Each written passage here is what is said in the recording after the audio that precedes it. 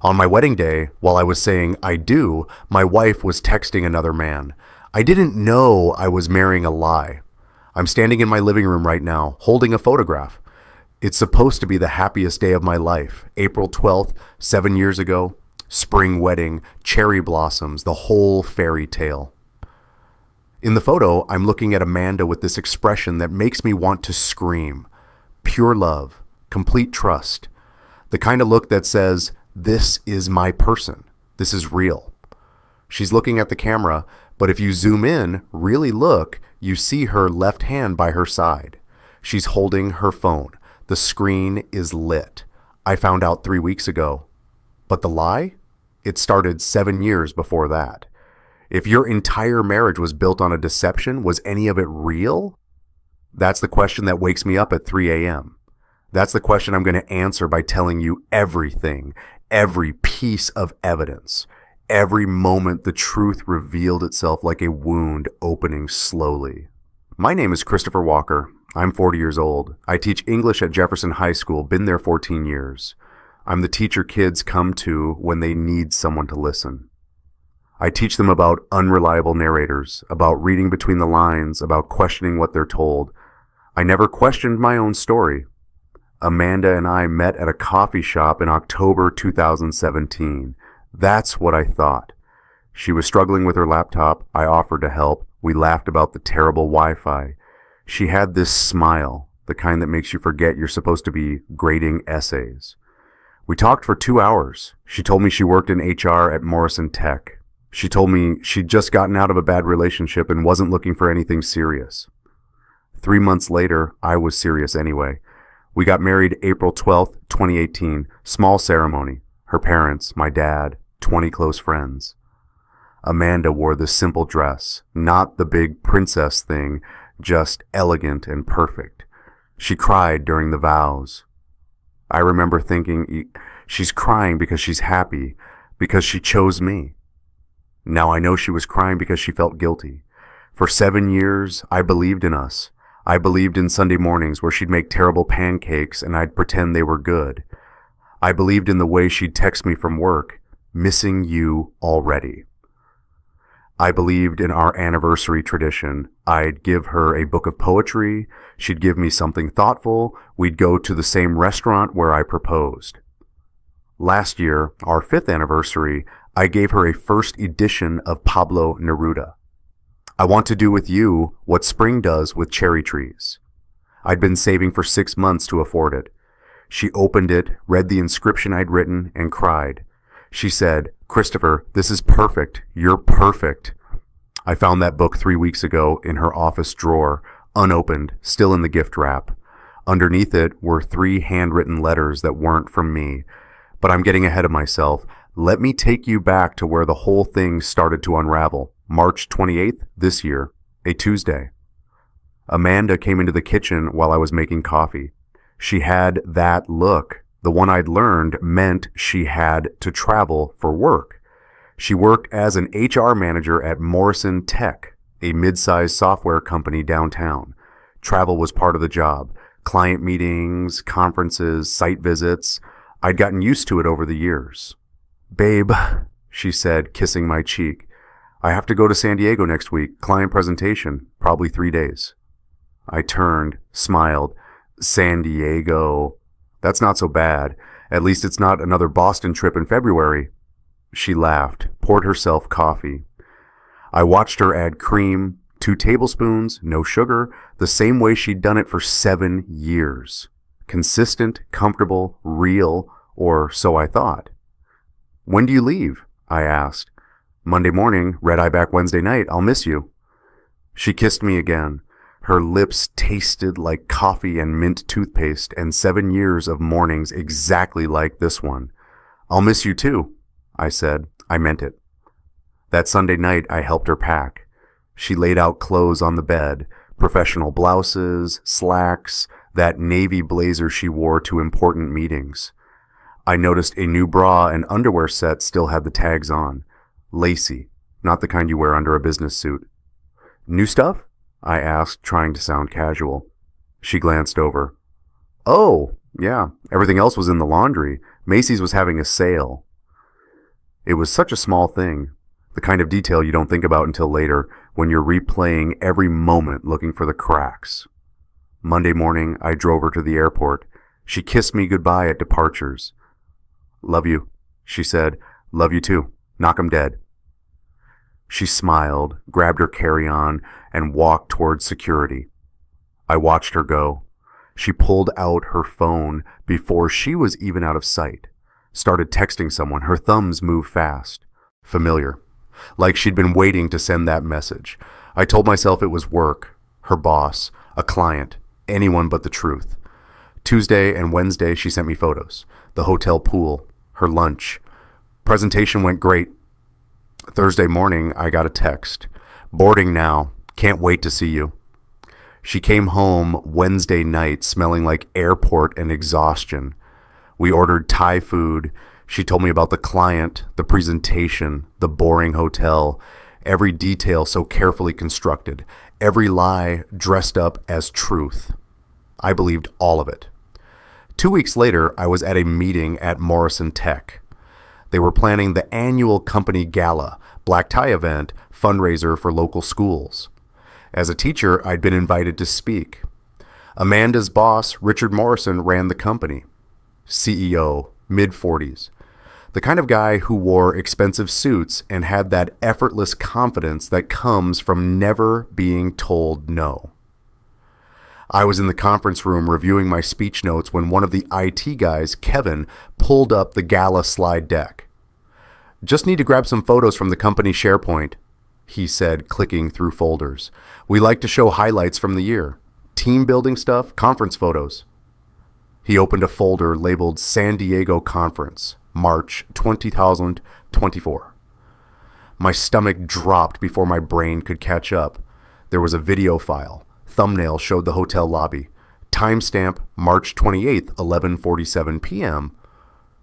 "Oh, we don't need that one," Kevin said, about to close it. "Wait," I said. My voice sounded far away. "Can you play it?" He shrugged. Clicked play. Hotel security footage, black and white. The elevator bank. 2 people walk into frame. Amanda and Richard Morrison. His hand is on her lower back. Not professional. Not accidental. Possessive. She leans into him. They're laughing. The elevator doors open. He says something. She smiles. The same smile she gave me at that coffee shop in 2017. The smile I thought was mine. The elevator doors close. The timestamp says 11:47 p.m. Our anniversary is April 12th. I stared at the screen. Kevin was saying something about needing different photos. I couldn't hear him.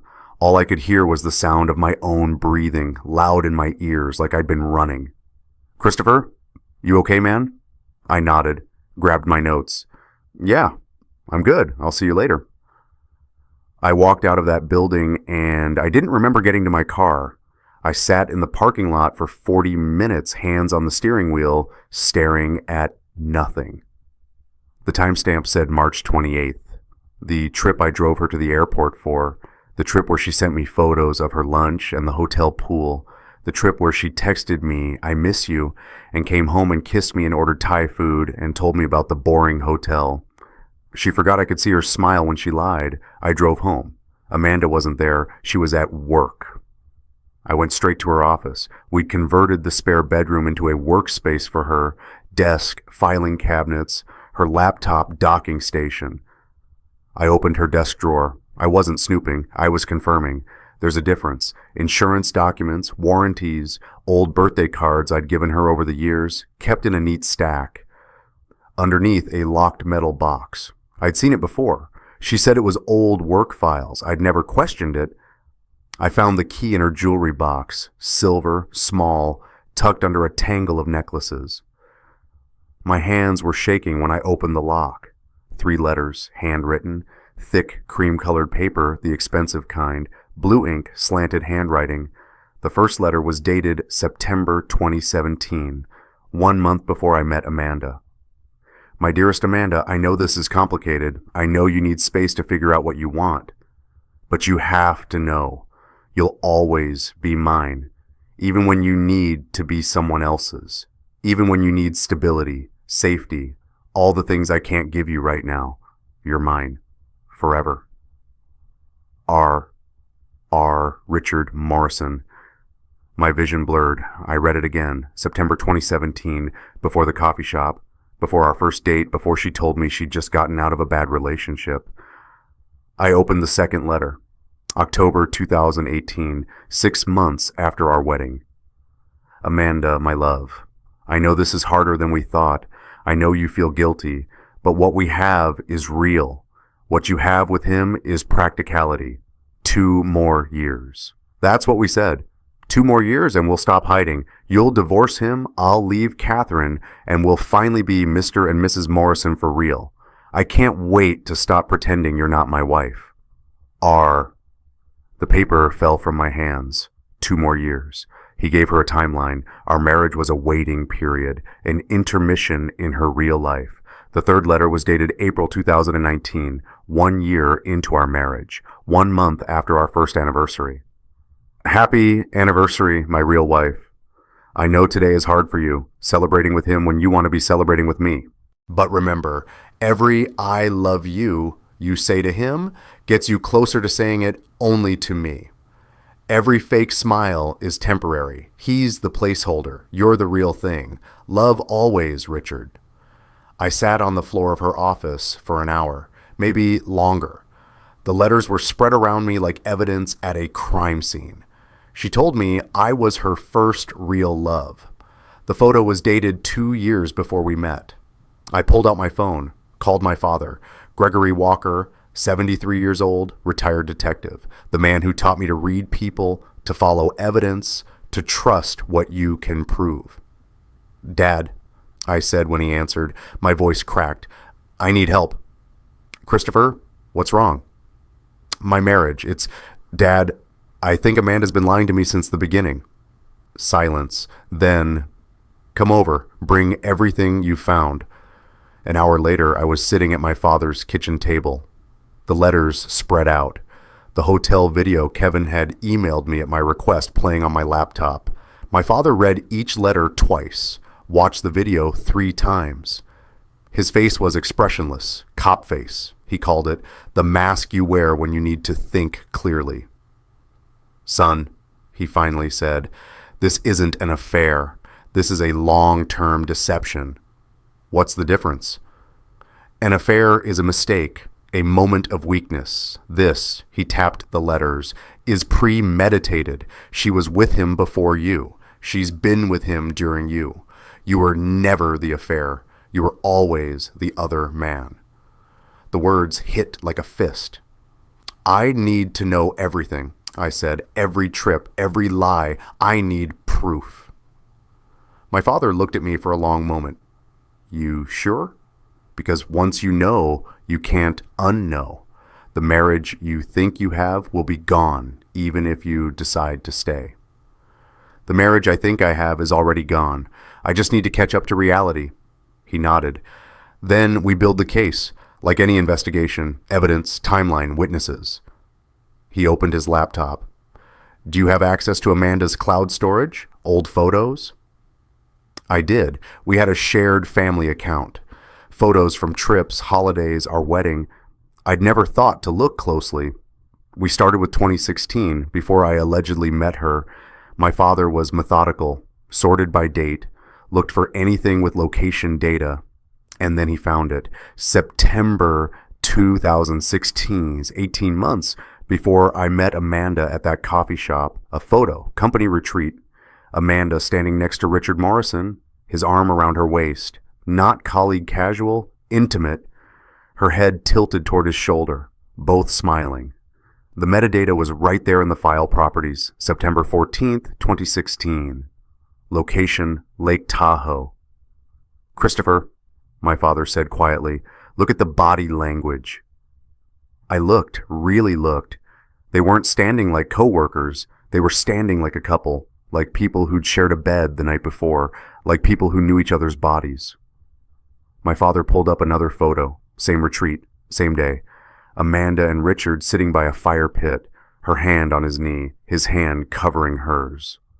This is 1.5 years before you met, my father said. They were already together. I felt something crack in my chest, not my heart, something deeper, my sense of reality. She lied about when we met, I whispered. She lied about everything. We spent the next 4 hours going through photos, building a timeline. September 2016, Lake Tahoe retreat. December 2016, holiday party photo. Amanda wearing a necklace I'd never seen. February 2017, another work trip. May 2017, Amanda and Richard at what looked like a wine tasting event. Then October 2017, the month I met her, no photos of them together after September 2017. She went underground, my father said, covered her tracks. But why marry me if she was with him? The letter said it, practicality, you're stable, you're safe. He's married, probably not willing to leave his wife yet. You were the safety net while she waited for him to commit. I stared at the screen, at the photo from September 2016, at Amanda's smile. She was never mine, I said. No, son, she wasn't. My father made coffee, strong, black. We sat at his kitchen table as the sun set outside. What do you want to do? He asked. I want to know everything, every trip, every time she chose him over me. I want the full truth. That's going to hurt. It already hurts. At least this way I'll know what I'm mourning. He nodded. Then we start with the obvious, her work calendar. If she's been taking trips with him, there's a pattern. I pulled up Amanda's calendar. We shared it, so I'd know when she was traveling, when to pick her up from the airport. She kept it obsessively organized, color-coded. She said it helped her stay on top of deadlines. Blue entries were marked priority. My father leaned over my shoulder. Filter by blue. I did. CA proposal due. Our anniversary, April 12th, 2023. RM site visit. Repeating every 6 to 8 weeks for the past 2 years. Client dinner PHX. 3-day block, hotel listed. My father pulled out a notepad, started writing. CA, Christopher anniversary? I nodded numbly. RM, Richard Morrison. Site visit meant hotel. Client dinner meant hotel. Every blue entry was code. We counted them, 14 trips, 14 times over the past 2 years where Amanda told me work and the calendar told the truth. April 2022, RM site visit Seattle. June 2022, client dinner, Phoenix. August 2022, CA proposal due, our anniversary, no trip. She stayed home with me, but the entry was there. October 2022, RM site visit Chicago. On and on, every 6 to 8 weeks, like clockwork. Like a relationship that ran parallel to ours, hidden in plain sight. 14 trips, my father said softly. 14 times she said, work. 14 times you said, I'll miss you. I stared at the screen. Each blue entry was a choice, and she never chose me. There's one more thing we need, my father said. He looked reluctant. Your wedding day. What about it?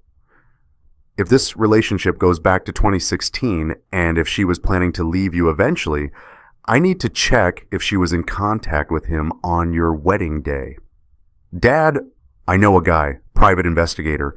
He can pull cell tower data. It's not cheap, but it's admissible in court if you need it. Court, divorce. The end of everything I thought was real. Do it, I said. 3 days later, I got the report. Glossy paper, plastic comb binding, maps with red dots and blue dots showing cell tower pings. April 12th, 2018, my wedding day. Amanda's phone, red dots. Richard Morrison's phone, blue dots. 2:47 p.m. Both phones pinged off the same tower. Location 3 miles from the church. Overlapping circles on the map. Our ceremony started at 4:30 p.m. Our first look photos were taken at 3:15 p.m. She had 18 minutes to switch from his arms to mine. I called my father. I couldn't speak. I just held the phone and made this sound. Not crying? Not yet. Just the sound of something breaking. Christopher, he said, I'm coming over. He found me on my couch, still holding the report. He sat down next to me, didn't say anything, just put his arm around my shoulders. She was with him, I finally said. on our wedding day. While I was waiting at the altar, she was saying goodbye to him. I know, son. How do I... My voice cracked. How do I get married to someone who was with someone else 3 hours before? You didn't know. You can't blame yourself for not seeing what she hid. I should have known. I teach kids to read between the lines. I should have read mine. My father pulled me close. This man who'd spent 30 years as a detective, who'd seen the worst of humanity, who never showed weakness. He held me while I sobbed into his shoulder like I was 7 years old again. Son, he said quietly, grief isn't just for death. You're mourning a life that never existed. And he was right. I wasn't crying for the marriage I had. I was crying for the marriage I thought I had. The woman I thought I loved. The man I thought I was. A husband, a partner, someone chosen. That man died with the evidence. I couldn't go back to that house. Not yet. Not while Amanda was there, living her double life like it was normal, like she hadn't destroyed everything. I stayed at my father's house for 3 days. We worked like we were building a criminal case, because in a way we were. Evidence, timeline, motive, opportunity, every piece of proof laid out on his dining room table like a prosecution strategy. The letters haunted me. I kept reading them over and over, looking for something I'd missed, some sign that she'd loved me, even a little. But the more I read, the clearer it became. I was never the story. I was the footnote. The third letter, the one dated April 2019, 1 month after our first anniversary, I must have read it 50 times. Happy anniversary, my real wife. My real wife, not my other wife, not the woman I'm having an affair with. My real wife, which meant I was the fake one. I picked up the letter again. My father was in the kitchen making lunch.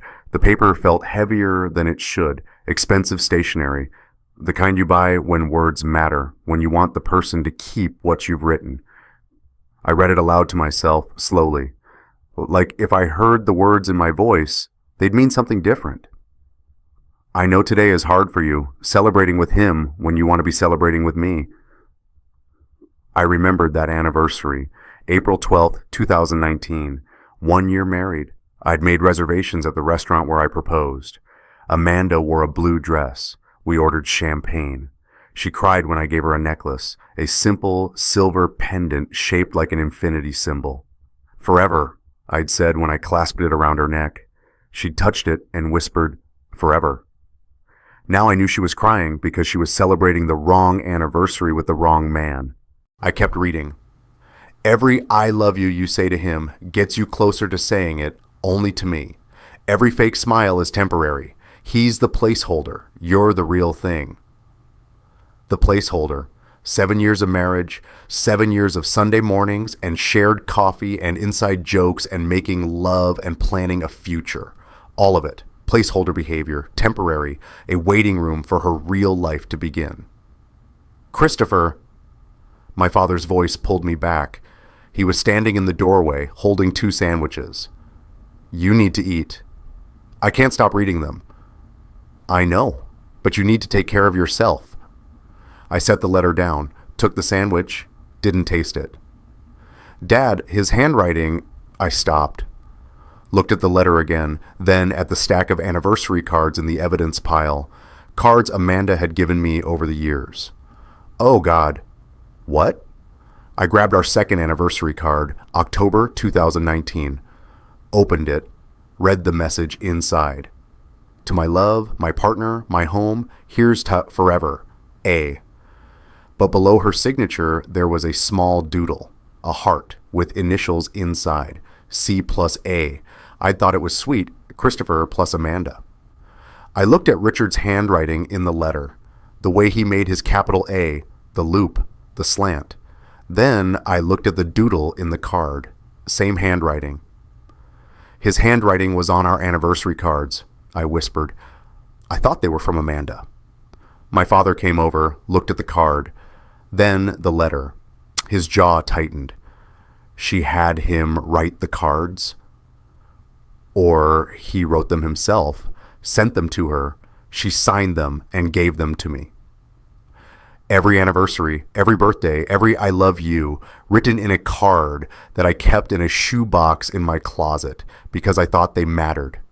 They were from him. I stood up, walked to the window. My hands were shaking. I wasn't her husband, I said to the glass. I was her cover story. My father didn't argue. Because there was no argument, the evidence spoke clearly. What do you need to do next? He asked. I need to know how many times, how many hotel rooms, how many nights she said, I miss you, from a bed she was sharing with him. Hotel records. Can you get them? Not legally, but you can. He pulled out his phone. Call the hotel chain. Say you're trying to track down receipts for a work reimbursement. Give them Amanda's name and general time frame. See what they give you. I called.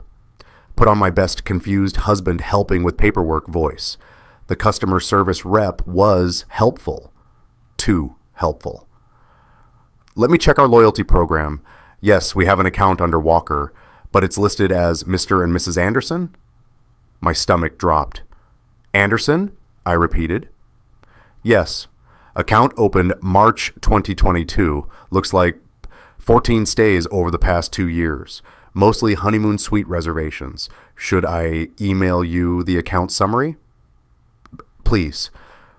The email came through 2 minutes later. I opened the attachment. Mr. and Mrs. Anderson.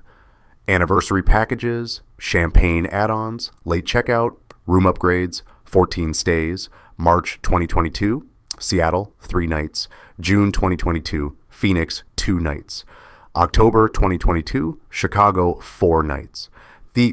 Every single work trip Amanda had taken.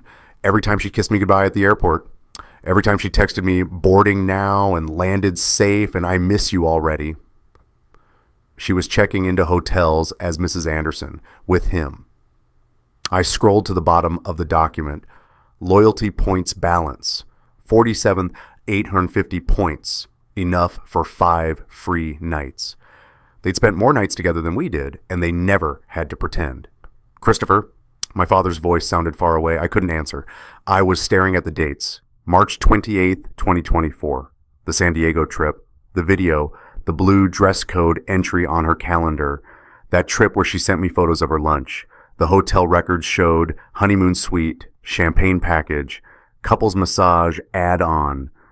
I paid for that massage. It showed up on our joint credit card as hotel spa services. I didn't question it because she said the client meeting ran late and she needed to de-stress. She was de-stressing with him, using my money. I closed the laptop, put my head in my hands.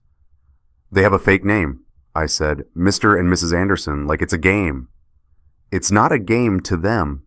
It's an alternate reality where you don't exist. And he was right.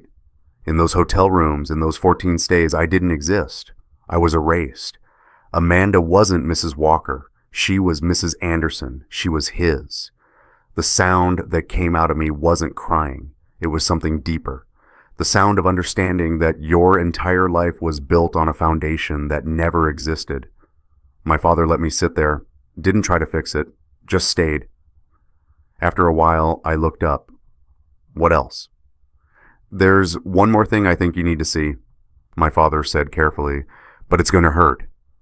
Everything hurts. Show me. He pulled out his phone, pulled up a social media profile.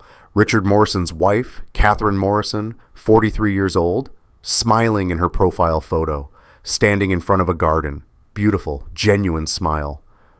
She has no idea, I said. No. But look at this post from 6 months ago. He handed me the phone. The post was a photo of Catherine wearing a necklace, sapphire, white gold, elegant. Caption, anniversary gift from my husband, lucky girl. De blessed Nanahar 20 years. I stared at the necklace. Then I opened my own phone, scrolled to photos from last Christmas, Amanda opening presents. She'd been so excited about one gift, a small blue box from a client as a thank you. I zoomed in on the photo. Same necklace, exact same design, sapphire, white gold setting, delicate chain. Dad, I know, I saw it. I looked at Catherine's post again, looked at Amanda's photo. He bought 2, I said slowly. He bought 2 necklaces, the same necklace. My father nodded. 1 for his wife, 1 for Amanda. I drove to the jewelry store the next morning. Upscale place downtown, the kind where they buzz you in and offer champagne while you browse. I'm trying to track down a purchase, I told the manager. A sapphire necklace, white gold, purchased maybe 6-7 months ago. She pulled up records. Do you have the buyer's name? Richard Morrison. Her expression flickered. Recognition. Not quite professional anymore. Yes, Mr. Morrison. Let me pull that up. She typed. Clicked. Then her face did something complicated. Is there a problem? I asked. No, it's just unusual. He purchased 2 necklaces that day. Same design. One was the display piece, genuine sapphire, 18K white gold, $15,000. The other was our cubic zirconia version. Identical setting, but costume jewelry, $200. The floor tilted. 2 necklaces, same design, different stones. Yes, he said one was for his wife, one was for his mother. I remember because he joked about mothers-in-law not knowing the difference. She smiled awkwardly. Is this for insurance purposes or which one did his wife get? Her smile faded. I'm sorry? The $15,000 necklace or the $200 fake, which one went to his wife? She looked at her screen, looked at me, and I saw it, that moment where she understood she was part of something ugly. The genuine stone was shipped to a separate address, not his home address. The cubic zirconia was hand-delivered to Mrs. Morrison at their residence. Catherine was dying, wearing a fake. Amanda was thriving, wearing the real one. I walked out of that jewelry store and sat in my car for 20 minutes, not crying, not yet, just processing what it meant. Richard Morrison had looked at his dying wife, because I'd learned Catherine had been diagnosed with cancer 8 months ago, stage 3, and given her a $200 fake necklace. He'd given his mistress the real one, and Amanda had worn it proudly, posted it on social media. Let me photograph her opening it like it was a thoughtful gift from a grateful client. She knew. She knew Catherine had the fake. She knew about the cancer, and she wore that necklace anyway. That's when something shifted in me. It wasn't just about my pain anymore. It was about Catherine. About a woman who was dying thinking her husband loved her, wearing a fake symbol of a fake marriage. Amanda and Richard had stolen more than my life. They'd stolen Catherine's dignity. I called my father. I need to tell Catherine Morrison. Christopher, she deserves to know before she dies believing a lie. That's not your choice to make. Dad, she's dying. She's wearing a fake necklace from her husband who's planning to leave her for his mistress the moment she's gone. She deserves the truth. Silence. Then, you're right, but you can't just show up. You need a plan. You need to be certain this is what you want to do. It is. But I didn't tell Catherine, not yet, because the universe delivered something else first. I was back at school Monday morning. I had taken a week off, told Principal Davis I had a family emergency. Not a lie. My family was an emergency. Teaching felt impossible. How do you stand in front of teenagers and talk about symbolism in The Great Gatsby when your own life is a study in false narratives? But I tried. Third period. American literature. We were discussing unreliable narrators. Sarah Mitchell raised her hand. 16 years old. Quiet kid, always in the back. The kind of student who sees too much. Mr. Walker, how do you know when someone's lying? Like, in real life? The question hit different than it should have. That's a good question, Sarah. Why do you ask? She shrugged. I've been thinking about trust. Like, how do you trust people when they could be performing, pretending to be someone they're not? I should have deflected. Should have kept it about literature. But I was too raw. You can't always know, I said quietly. Sometimes people are very good at performing.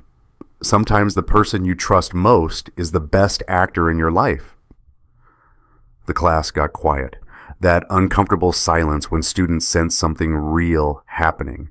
Sarah looked at me, really looked. Mr. Walker, are you okay? I'm fine, Sarah. Let's get back to Nick Carraway. But after class, she lingered, waited until everyone else left. Mr. Walker, I know this is weird, but you seem different since you came back. Sarah, I appreciate the concern, but my mom just found out my dad was cheating. She said it fast, like ripping off a bandage. For 3 years. I watched her try to pretend everything was fine for weeks before she confronted him. You have that same look, like you're holding something that's too heavy. I stared at this 16-year-old girl who'd just seen through me completely. I'm sorry about your parents, I said. Are you going through something like that? I should have said no, should have maintained boundaries, but something about her directness, the way she wasn't tiptoeing around it, broke something open. Yeah, I said, I am. She nodded, pulled out a folded piece of paper from her backpack. This is an essay I wrote for English, for Ms. Peterson's class, not yours, but I want you to read it, because I think maybe it'll help. She handed it to me and left before I could respond. I unfolded the paper during my planning period. The essay was titled, Performed Identities and the Courage to Be Real. I started reading. We ask ourselves constantly if we're real or if we're playing a part someone else wrote for us. We perform for our parents, our friends, our teachers. We become what they expect. But what happens when we realize someone else has been performing for us? When the person we trusted most was the best actor in our life? My father performed being faithful for 3 years. My mother performed being happy. I performed believing them. We were all pretending together, and the performance was so good we almost forgot it wasn't real. But here's what I learned. The bravest thing isn't pretending. It's realizing the script was fake and choosing to write your own truth. It's scary, it hurts, but at least it's real. Maybe that's all we can do. Decide that truth matters more than the performance, even when truth costs us everything we thought we had. I read the last paragraph 3 times. Sarah Mitchell, 16 years old. She'd just given me permission to stop pretending. I folded the essay carefully, pulled out my phone. There was a text from Amanda. Working late tonight. Don't wait up. Love you. I stared at those 2 words. Love you. Performed words, part of her script. I texted back, okay, no, love you too. No emoji. Just acknowledgement of received information. For the first time in 7 years, I didn't perform. That Friday, I did something I swore I wouldn't do. I confronted Richard Morrison, not publicly, not yet. I needed to look him in the eye first, needed to hear him say it. I waited outside Morrison Tech until 8 p.m., watched people leave, watched Amanda leave at 6:30, waving goodbye to security. She didn't know I was there, didn't know I'd been watching her lie in real time. Richard came out at 8:15, expensive suit, phone to his ear, laughing about something. I followed him to the parking garage, waited until he hung up. Richard Morrison. He turned, smiled automatically, CEO smile, friendly stranger smile. Yes, can I help you? Christopher Walker, Amanda's husband. The smile froze, then recalibrated. Christopher, right, good to finally meet you. Amanda talks about you all the time. I bet she does. He heard it. The edge in my voice. His expression shifted. Calculating now. Is everything okay? I pulled out my phone, showed him the hotel video, the one from San Diego. He watched, face neutral. When it ended, he handed the phone back. That's hotel security footage. That's my wife, with you. 11:47 p.m., March 28th. Christopher, I think there's been a misunderstanding. I found the letters. His face went completely still. The ones from 2017, from 2018, from 2019, my real wife. The placeholder.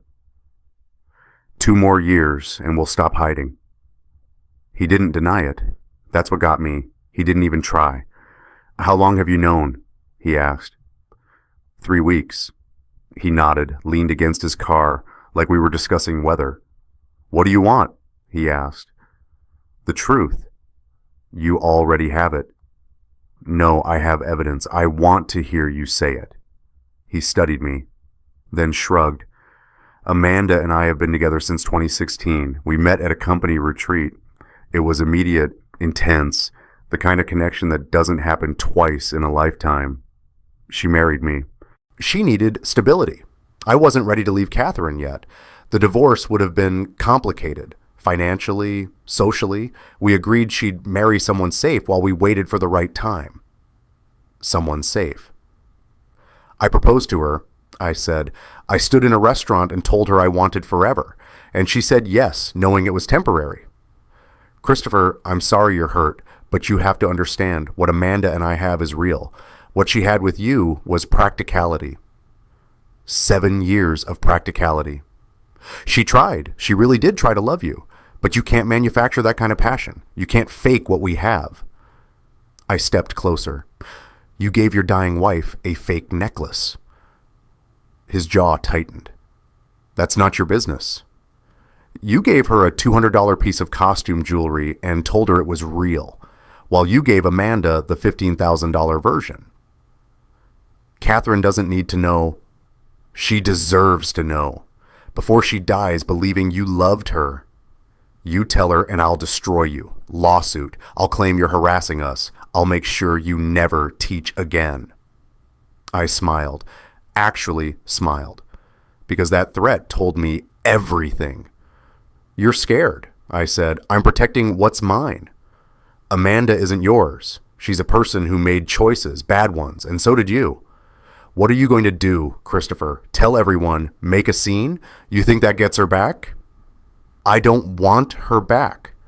That surprised him. I saw it in his eyes. I want everyone to know what you both are. I want Catherine to know before she dies. I want your company to know you've been having an affair with a subordinate. I want Amanda's parents to know why their daughter cried at her wedding. He laughed. Actually laughed. You're angrier than I thought you'd be. You thought I'd just walk away? I thought you'd be reasonable. Amanda made her choice. She chose me. She's always chosen me. You were just the intermission. That's when I knew what I was going to do. You're right, I said. She chose you. 14 hotel stays. 14 times she said work and meant Richard. 14 times she came home and kissed me and lied to my face. Then let her go. I will, but not quietly. I turned to walk away. Christopher, I looked back. If you try to ruin this, you'll regret it. I have lawyers, money, resources. You're a high school teacher. You can't win this. I smiled again. I'm not trying to win. I'm trying to tell the truth. There's a difference. He laughed. That sound, arrogant, dismissive, like I was a child throwing a tantrum. That laugh cost him everything. Because right then, I decided, I'd been planning to divorce Amanda quietly, take my evidence, and disappear. But that laugh, the utter contempt in it, that changed things. I was going to show the video, not to a lawyer, not in a divorce filing, at the company gala, in front of 200 people, in front of Catherine Morrison, in front of everyone who thought Richard Morrison was a good man and Amanda Walker was a devoted wife. That's when I knew I'd show the video. The Morrison Tech annual gala was 3 weeks away. Black tie, fundraiser for local schools, 200 guests, company executives, board members, community leaders.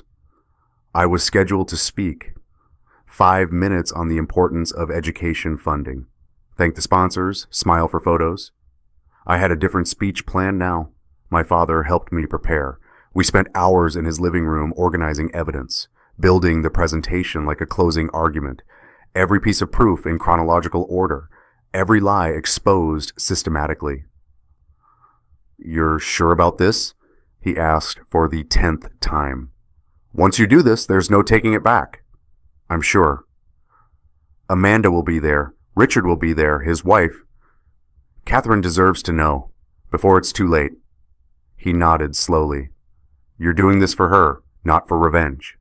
Both, I said honestly. I'm doing it for both. I'd sent Catherine Morrison an invitation myself. Personal note.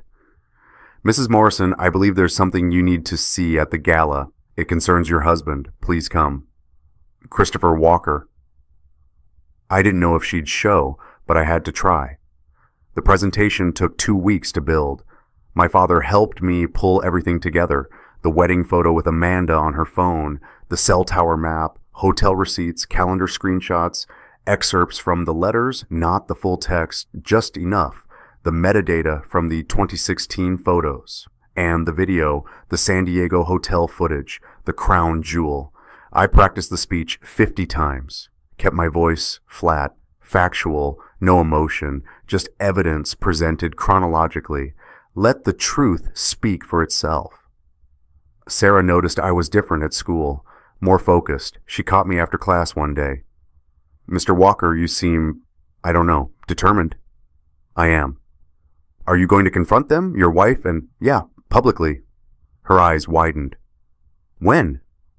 Soon. She bit her lip, looked at me with that teenage intensity that sees everything. My mom confronted my dad privately. He denied everything, gaslit her, made her feel crazy. It wasn't until she had proof that anyone believed her. I have proof. Then use it. Don't let them make you the villain. She handed me something, another essay, this one titled, When Truth Costs Everything. I read it that night. The hardest stories to tell are the ones that destroy the comfortable narrative. We want to believe people are who they say they are.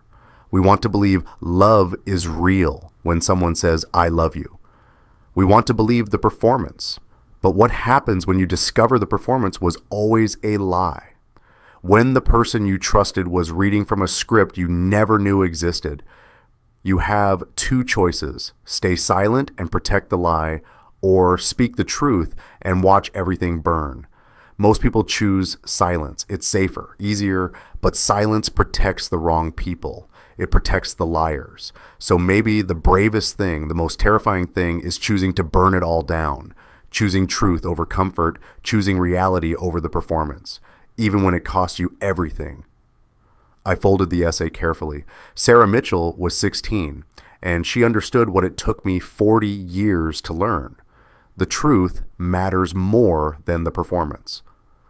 The night before the gala, Amanda asked what I was planning to say in my speech. We were in the kitchen. She was making tea. I was pretending to grade papers. Just the usual, I said. Thank you for supporting education. Every dollar matters, you know. She smiled, kissed the top of my head. You're good at those speeches. I'm proud of you. The words floated in the air between us, hollow, scripted. Amanda, I said, do you love me? She froze, teabag halfway to the mug. Of course I do. Why would you ask that? Just wondering. She studied me. I kept my face neutral. Christopher, is everything okay? You've been distant lately. I'm fine, just stressed about the speech. She relaxed, poured hot water. You'll be great, you always are. I watched her add cream, 2 tablespoons, no sugar, the same way she'd done it for 7 years. Consistent, comfortable, completely fake. I'll see you there tomorrow, I said. 7 p.m., right? 7 p.m., black tie. I'm wearing that blue dress you like. The blue dress. The one from the San Diego video. Perfect, I said. She had no idea what was coming. The gala was held at the Grand Harbor Hotel. Ballroom with crystal chandeliers, round tables with white linens, string quartet playing as guests arrived. I got there early, checked the AV equipment myself, loaded my presentation on the laptop, made sure every slide worked, every video played correctly. The tech guy, Kevin from IT, helped me set up. This is different from your usual speech, Mr. Walker, he said, looking at the slide deck. Yeah, I wanted to do something more impactful this year. He looked at the title slide. Just 2 words. What's real? Heavy, he said. It needs to be.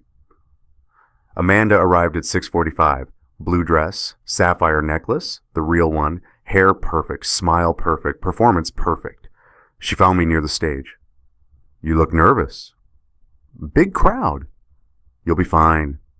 She squeezed my hand. Hers was cold, or maybe mine was. Richard Morrison worked the room like the CEO he was. Handshakes, laughter, confidence. He saw me, nodded cordially, didn't approach. At 7:15, I saw her, Catherine Morrison. She came through the doors alone, thin, too thin, hair shorter than in her photos, growing back from chemo. She wore a simple black dress and the fake sapphire necklace. Our eyes met across the room. She walked toward me. Mr. Walker? Mrs. Morrison, thank you for coming. Your note said I needed to see something. Her voice was steady but tired. Illness, tired. What is it? I'm about to show everyone, but I wanted you to know first. I'm not doing this to hurt you. I'm doing this because you deserve the truth. She looked at me for a long moment. Truth about what? Your husband and my wife. Understanding flickered in her eyes, then resignation, like part of her already knew. How long? She whispered, and since before I married her, maybe longer. She closed her eyes, opened them. Show me. The program started at 7:30. Dinner, speeches, awards. I was scheduled for 8:45. The education funding appeal, last speech before the auction. I stood backstage, heart hammering. My father was in the audience, front table. He gave me a small nod. Sarah Mitchell was there too. She'd volunteered as a student representative. She saw me, mouthed, "You've got this." The MC introduced me. Please welcome Christopher Walker, English teacher at Jefferson High, to discuss the importance of education funding in our community. Applause. I walked to the podium. 200 faces. Amanda at table 7 smiling proudly. Richard at table 3 checking his phone. Catherine near the back, hands folded in her lap. I plugged in the laptop. My presentation appeared on the screens. Title slide. Swayapum. What's real? The room went quiet. That wasn't the title they expected. I looked at Amanda. She frowned slightly, confused. I began, Good evening. My name is Christopher Walker. I teach English at Jefferson High. For the past 7 years, I've taught students about narratives, about truth and deception, about the difference between what we're told and what actually is. Click. Next slide. My wedding photo appeared, 20 feet tall on the screens. Amanda and me, April 12th, 2018. This is my wedding day. I'm looking at my bride. She's looking at the camera. Beautiful photo. Perfect moment. I zoomed the image. Amanda's left hand. The phone. But if you look closely, really look, you see something. My wife is holding her phone. The screen is lit. Confused murmurs. Amanda's smile was frozen now. I didn't notice at the time, but 3 weeks ago I found this. Next slide. Cell tower map. Red dots, blue dots, overlapping circles. This is cell tower data from my wedding day. The red dots are my wife's phone. The blue dots belong to Richard Morrison's phone. I heard Richard's chair scrape, but I kept going. At 2:47 p.m., 3 hours before our ceremony, both phones pinged from the same location, 3 miles from the church where I was waiting. My wife received 3 text messages during our vows. All from Mr. Morrison. The room was dead silent. Amanda stood up. Christopher, what are you... The messages said, you look beautiful, wish I was the groom, see you tonight. She went white. Next slide. The 2016 photo. Amanda and Richard at Lake Tahoe, his arm around her waist, intimate. This photo was taken September 14th, 2016, 18 months before I met my wife. Or so I thought. Turns out she was already in a relationship with Mr. Morrison, who is married to Catherine Morrison. I looked at Catherine. She was staring at the screen. Tears on her face, but she wasn't looking away. I met Amanda in October 2017. She told me she'd just gotten out of a bad relationship. We dated for 6 months, got married April 2018. I thought I was her first serious relationship, her first real love. Next slide, the letter excerpt, just one line. You'll always be mine, even when you're his. But I found letters, handwritten, from Richard Morrison to my wife. This one is dated September 2017, 1 month before we met. It says, "You'll always be mine, even when you're his." Past tense, like they'd already discussed her marrying someone else, like I was part of a plan. Amanda was moving toward the door. Richard stood, face red, gesturing to security, but the board chairman, sitting at the head table, raised his hand, stopped security. Let him finish. Next slide. The calendar, blue entries decoded. My wife kept a work calendar. I had access to it, never looked closely, but when I did, I found 14 entries over the past 2 years, coded. RM site visit. Richard Morrison. CA proposal due. Christopher anniversary. Every 6 to 8 weeks, 14 trips, 14 hotels. Next slide. The hotel loyalty program printout. I called the hotel chain, asked for records. They found an account under Mr. and Mrs. Anderson. 14 stays, honeymoon suites, champagne packages, all coinciding with my wife's work trips. Gasps, whispers spreading through the crowd. Next slide, the necklace comparison. Catherine's Facebook post next to Amanda's Christmas photo. Same necklace.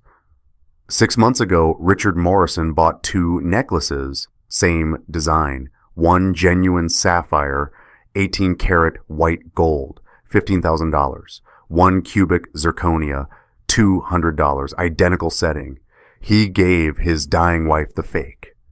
I looked at Catherine. She was touching her necklace, realization breaking across her face. He gave my wife the real one. Catherine stood. The room turned to her. She walked to the front, slowly, every eye on her. She reached up, unclasped the necklace, held it in her palm, then dropped it on the floor. The sound echoed.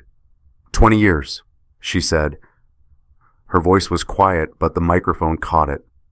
20 years of marriage, 6 months of cancer, and you gave me a fake. Richard stood. Catherine, this isn't... Shut up. She turned to the crowd. I'm dying. Stage 3. Maybe 6 months left. Maybe less. And my husband, her voice broke. My husband spent those 6 months planning his future with her. She pointed at Amanda. I advanced to the next slide, the final one. The San Diego hotel video, 20 feet tall, crystal clear. Amanda and Richard in the hotel lobby, his hand on her back, both laughing, elevator doors opening. Him saying something, audio was too far to capture. Her smiling, that smile I thought was mine. Then Richard raising his glass in the elevator, the words, "To us, Mrs. Morrison, my real wife." Amanda's smile, no correction, no protest. The elevator doors closed. Timestamp, March 28th, 2024, 11:47 p.m. The video ended. Silence. Then Catherine spoke again. I have 8 weeks left. The doctors told me yesterday. 8 weeks. She looked at Richard, at Amanda. And you gave them to me as a lie. She walked to me, took my hand. Thank you, she whispered. Thank you for letting me die, knowing the truth. Then she left. Walked out of that ballroom with more dignity than anyone I've ever seen. The room erupted. Board members standing, executives shouting, Amanda trying to explain, Richard demanding I be removed. But the board chairman stood up. Mr. Morrison, Ms. Walker, please leave, now. You can't, Richard started. We can, and we are. Security, please escort them out.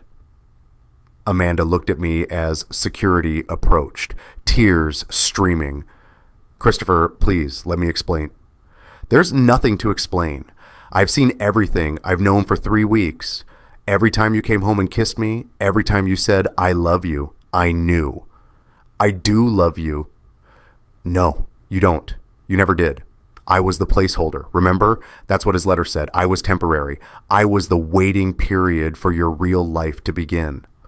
Security took her arm. Christopher, go, just go. They left. both of them, through the side door, flashbulbs from phones, capturing everything. I stood at the podium, 200 people staring. "I'm sorry," I said into the microphone. "This wasn't the speech about education funding you expected, but it is about truth, about what happens when we discover the life we thought we had was a performance, when the people we trusted were reading from a script we never knew existed." I looked at the wedding photo still on the screen. If your entire marriage was built on a lie, was any of it real? I've asked myself that every day for 3 weeks. And here's what I learned. No, none of it was real. Not the love, not the partnership, not the future we planned. I paused. But this, I gestured to the room. People who show up, people who listen, people who believe truth matters more than comfort. That's real. I looked at my father, at Sarah. That's what I'm choosing to believe in now. I unplugged the laptop, walked off the stage. The room erupted in applause. I didn't understand why until later, until people came up to me, shook my hand, said, "I'm sorry," and "You're brave," and "She didn't deserve you." I wasn't brave. I was just done pretending. The fallout happened fast. By Monday morning, the video was everywhere. Someone had recorded my presentation, posted it online. 3 million views in 2 days. The board of Morrison Tech held an emergency meeting that Tuesday. Richard Morrison was removed as CEO, effective immediately. Moral turpitude clause in his contract. Violation of company ethics policy, relationship with subordinate. Amanda was forced to resign. HR manager having an affair with the CEO violated every policy she was supposed to enforce. Catherine filed for divorce Wednesday, changed her will Thursday. Richard wasn't included. The $4.2 million estate went to various charities and Catherine's sister. The local paper ran the story. Teacher exposes executive's long-term affair at company Gala. Morrison Tech's board released a statement. "We do not condone relationships between supervisors and subordinates. Mr. Morrison's behavior violated our core values. We stand with integrity and transparency." The country club revoked Richard's membership. Community backlash was swift. He'd been on the board of directors for 3 local charities. All asked him to resign. Amanda's parents called me, her father crying, apologizing. "We didn't know. We thought she loved you. We're so sorry." I told them it wasn't their fault. They'd believed the performance too. Amanda tried to call 17 times the first week. I didn't answer. Changed my number. Richard tried to sue me. Defamation? His lawyers sent letters, threats. My father laughed. "He can't sue you for telling the truth. Every piece of evidence is documented. Cell records, hotel receipts, letters in his handwriting. Let him try." He never followed through. 3 months later, I was sitting in my classroom after school, grading essays, sun streaming through the windows, coffee getting cold on my desk. Sarah knocked on the doorframe. "Hey, Mr. Walker." "Hey, Sarah, what's up?" She came in, set down a plate of cookies, homemade, burned on the bottom. "I made these. They're terrible, but I thought you might want them anyway." I laughed, actually laughed. "They're perfect." She sat on the desk in front of mine. "How are you doing? Like, really?" "I'm okay, better than I was." "You seem different. Not sad different, just different." "I am different. I'm not pretending anymore." She nodded, understood. "Mr. Walker, can I ask you something?" "Sure." "Do you think you'll ever trust anyone again?" I looked at her, 16 years old, already asking the questions that matter. "I trust you," I said. "I trust the kids who show up to class. I trust my father. I trust people who choose honesty even when it's hard." But like romantic trust. Will you ever fall in love again? Honestly, I don't know. Right now, I'm just learning to trust myself, to trust my judgment, to trust that I can survive the truth even when it destroys everything I thought I knew. She picked at the cookies. "My mom asked me the same thing. if I'd ever trust people after my dad. I told her I'd trust people who earn it, not people who demand it. That's wise. I learned it from you, from watching you choose truth over comfort. I felt something crack open in my chest, the good kind of crack, the kind that lets light in. Sarah, can I tell you something? Yeah. You saved me, that first essay you gave me, about performed identities and writing your own truth. That's what gave me the courage to stop pretending. Her eyes got wet. Really? Really. You're 16 and you taught me what 40 years couldn't. Thank you.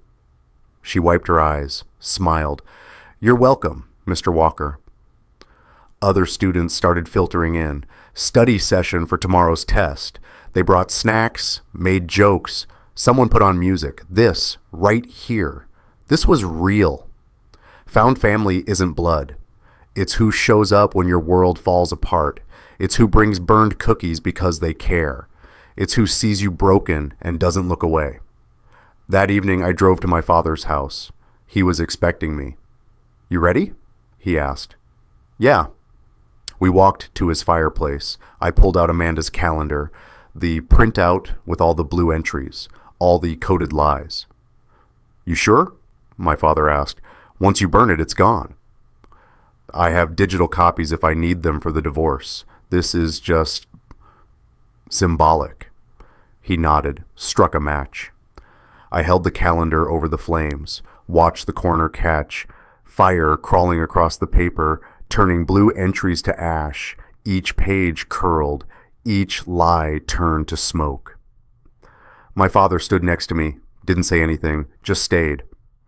When the last page burned, he asked quietly, "What's real, son?" I looked at him, at the fire, at the sunset coming through his windows. This, I said, right now, people who choose to stay. He squeezed my shoulder. We didn't need to say anything else. I kept one letter, not as a shrine, not to torture myself, just as a reminder. It's folded in my desk drawer at school, under Sarah's essays. Under the photo my students gave me, all of them crowded together, holding a banner. We don't rewrite history, Mr. Walker. The letter reminds me that truth is worth the cost, that love built on lies isn't love, that I'd rather live in reality, even painful reality, than comfort built on deception. I don't wear my wedding ring anymore, not because I'm bitter, because I'm free. Amanda and Richard are still together. I heard they moved to Portland, started over where no one knows them. Catherine died 4 months after the gala, hospice, peaceful. Her sister told me she was grateful. Knowing the truth meant she could die without questions, without wondering if she'd been enough. She knew she'd been enough. It was never about her. I went to Catherine's funeral, sat in the back. Richard and Amanda weren't there, weren't invited. Her sister thanked me. You gave her dignity. That was a gift. I'm still teaching, still at Jefferson High. Some parents were uncomfortable at first, divorced teacher, public scandal. But Principal Davis stood by me. You taught students the most important lesson, she said. Truth matters, even when it costs everything.